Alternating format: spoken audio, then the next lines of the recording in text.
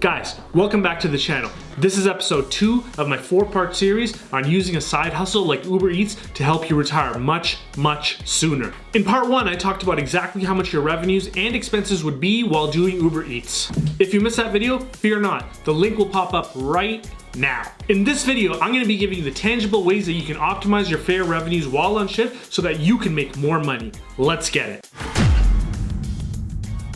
What's up, everyone? Thanks so much for tuning in. You guys already know what it is. I'm Tay, a 20-year veteran of the investment game. You're watching the #1 channel on YouTube for people that want to retire early. Now, before I jump into it, please smash that like button. It really helps YouTube know that this channel provides valuable content. As you guys already know, in order to bring you this series, I went behind the scenes and actually became a part-time Uber Eats driver. I really think side hustles are a great way to retire much sooner, as you're able to seriously increase your annual savings. Now guys, since this is an investing channel and not a gigs channel, I have to go over the investment plan to retire sooner. Now, at the end of the day, if you're gonna take on a gig on top of your regular job, you have to have a plan in place to allow yourself to retire much sooner. The extra work that you do has to mean something. From this chart, you can see that you're only 15 years away from $1 million.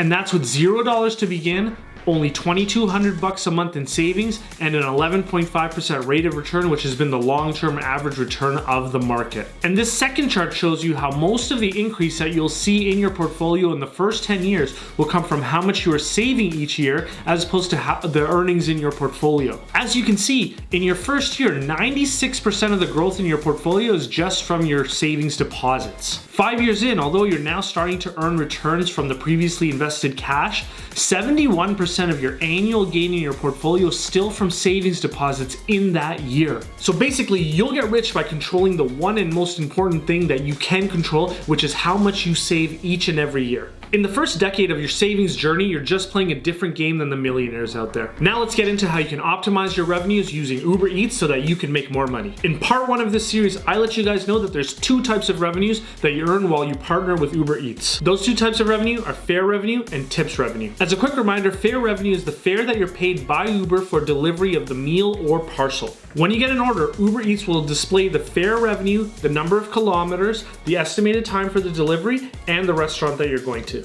If you want to maximize your fare revenue, just accept every trip. You'll make the most possible money that way. However, you'll be inefficient in the number of kilometers that you're driving. So your net income per kilometer driven will be much lower. In some cases, you might actually end up earning less than minimum wage. So doing Uber Eats isn't as easy as plugging in and accepting every order. There is an inherent optimization challenge built in. And I'm sorry to say, but Uber will try and pay you as little per kilometer as they can get away with. If there's people accepting those orders, they'll keep pushing them out. So what's better, making $35 an hour but your costs are $25 an hour because you're driving way more kilometers, or making $25 an hour and your costs are $5 an hour? Obviously, the latter is preferred because although you're earning less top-line revenue overall, you're driving much fewer kilometers and therefore you're netting much more cash. So the challenge for you as a driver is to optimize your fare revenue, which means that you need to try and make as much money as you can while driving as few kilometers as you can, while not waiting long periods of time in between trips, which is a waste of time. And as you can imagine, these are competing priorities. Hence, you have the optimization problem. And honestly, it pays a lot to be optimized because there's a lot of sucker drivers out there that just take whatever order they can get and end up netting much lower per kilometer than they should be. Now, good thing for you is that I'm going to break down exactly how to optimize revenues right now. Now, in order to optimize your revenues, you need to go through a series of questions quickly when the order comes in. Uber has designed their notifications to only give you between 15 and 30 seconds to analyze the information and make a decision before they give the trip to someone else. Basically, the system is rigged against anyone that's relatively smart in favor of the suckers that blindly take any trip. The secret tip to optimizing fare revenue is by bringing a calculator with you. When a trip comes in, quickly calculate the fare per kilometer driven. If it's lower than 50 cents per kilometer,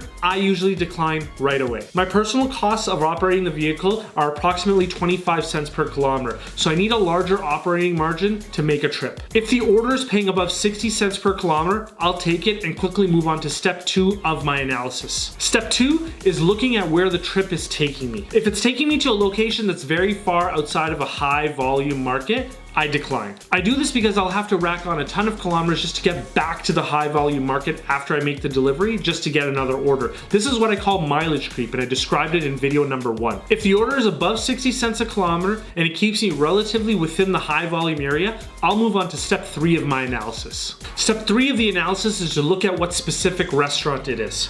If it's a McDonald's, A&W, and even a Burger King depending on the area, I'll automatically decline. I'll do this for 2 reasons. 1, because the wait times at these places is usually longer than 10 minutes. If you work after 8 p.m., which I was doing a lot of, you'll have to go through the drive-thru at McDonald's, A&W, and Burger King, which could take 20 minutes or more because of the long lineups. This will depend on your specific area, but this is how the Toronto suburbs are typically like with these types of restaurants. So if you're waiting 20 minutes to just pick up the food and then taking another 20 minutes to drive to the restaurant and to the person's home, it took you 40 minutes to make possibly $5. The restaurants that I really prefer are your major sit-down dining restaurants, Subways, pizza places, dessert places, burrito places, and ghost kitchens of any kind. Also, sushi is really amazing. For some reason, it gets tipped really well on. The good thing is that when I was doing this, I was typically in areas that had a lot of these types of restaurants at night. Not only are these restaurants quick pickups, the customers usually tip very well. Now, here's a pro tip. If you get to the restaurant and they say that the food isn't ready, ask them how long they think the wait will be. If you're in a high volume area and they say that the wait is going to be longer than 5 minutes, just move on. Time is money in this game, and you don't have the luxury to wait for slow restaurants, whether it's their fault or not. I can't even describe the number of times that I've pulled up to a restaurant and I saw 5 or more drivers waiting longer than 15 minutes for their food. If I pull up and I even see that, I just cancel the order right away. And then for the rest of the night, I won't even accept any orders from that restaurant. Now, you can do this and get away with this type of behavior because in the high volume markets, the minute you cancel, you're gonna get another ping within seconds, especially during high volume times like dinner or after 10 p.m. Now, there are 2 important considerations that you have to make before canceling an order. But first, if you've received any value from this video thus far, please smash that like button. It really helps the channel. Also, my next video will be about maximizing tips while doing Uber Eats. So look out for that video when it comes out by subscribing to the channel and ringing that notification bell to be notified when it's uploaded. Now let's get to the 2 considerations. The first consideration is to be careful and not cancel too many orders. It's okay to be selective, but not too picky at the same time. Uber will fire you or suspend you for canceling too many orders. So limit yourself to canceling only a few times a night if you have to. The trick here is really to get experienced enough with your city and the restaurants in it to be able to separate out the good orders from the bad orders before accepting them. The second consideration that you need to make is about the opportunity cost of canceling that order. You just drove out to the restaurant and they told you that the wait will be 10 minutes. If you cancel, consider the mileage creep that you just took on to get to the restaurant and the additional kilometers that would be required to get to the next one. Are you in an area where other popular restaurants are nearby, or are you a far distance away? Also consider the volume of orders that are coming through. Is it a busy time right now, or is it a little bit slower? If you cancel the order, think about how long you'll be waiting for the next one. Conditions change hourly while you're on the road, so you have to pay attention and adjust accordingly to optimize the amount of revenues that you make in one day. The other thing you got to consider is look at the receipt for that order. Did they order a lot of stuff? Because if they did, chances are they paid a lot of money and thus they're going to tip you a lot as well. So take that into consideration as well. As you can see, canceling an order is really a bit of an art and a science. To be taken to the other videos in the series, please click right here. Thank you guys very much, and I'll see you later.